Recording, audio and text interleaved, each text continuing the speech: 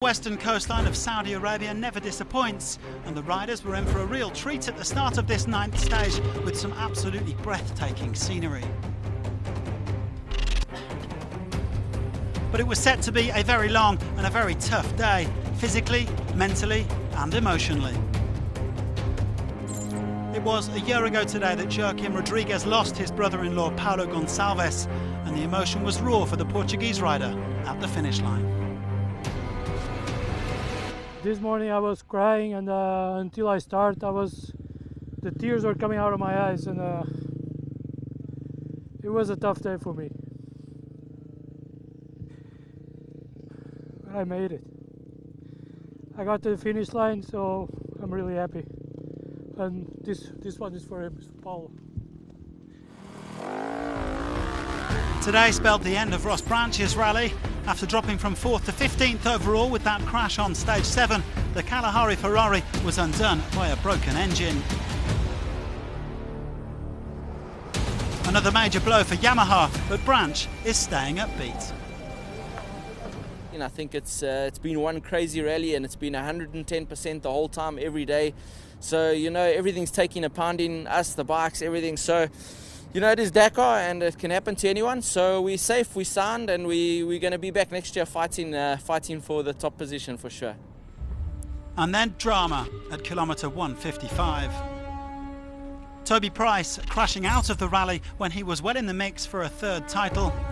Several riders stopped to attend to the Australian, who suffered injuries down his left-hand side and had to be airlifted to hospital in Tabuk.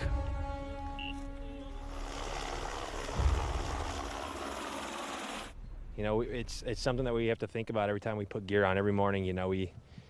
It could be it, and this day last year we lost a really good friend, Paulo, and today Toby crashed and went out of the rally, but he's going to be okay. This will be just the second time that Price has failed to finish the Dakar in 7 participations after breaking his leg in 2017. Well, no denying that this was one of the most demanding stages of the rally, with high speed and tricky navigation in amongst these breathtaking landscapes.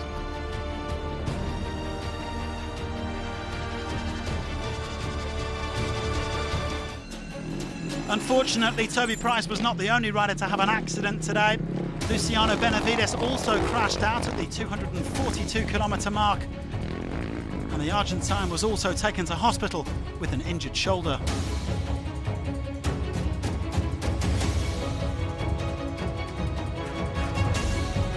Well, this 9th stage could well go down as one of the most decisive of the rally. Here's Joan Barreda, who lost 14.5 minutes. The Spaniard appeared to stray off course after a very strong start. Now, Bang Bang has won 3 stages this year, but he is still waiting for that elusive first Dakar title. And now he is almost half an hour off the pace overall. Brabeck spent over 20 minutes with Price until the helicopter arrived, and then found himself in the dust behind Barreda and Sanders. He was given back time and finished 2nd on the stage, and he's now up to 4th overall. And that's because the red bikes are really starting to take control of this rally. Kevin Benavides won the stage to make it 7 wins out of 9 for Honda.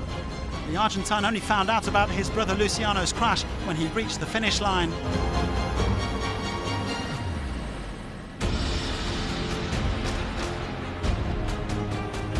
Nacho Cornejo opened from start to finish and admitted that he lost a bit of focus when he found out about Price at refuelling.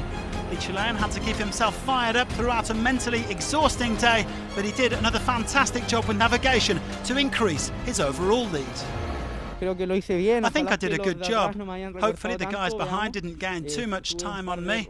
I did make a couple of little errors, but fortunately I didn't lose much time.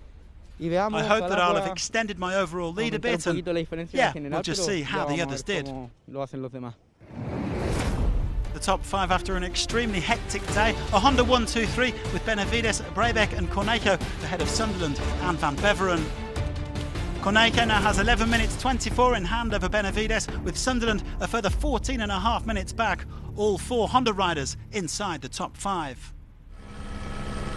Giovanni Enrico took his first win of the rally in the quads class. He hasn't been outside the top 5 since back in Jeddah. But Alexandre Giroud and Manuel Anderha finished within 2 minutes, and the latter still leads by almost 20 minutes.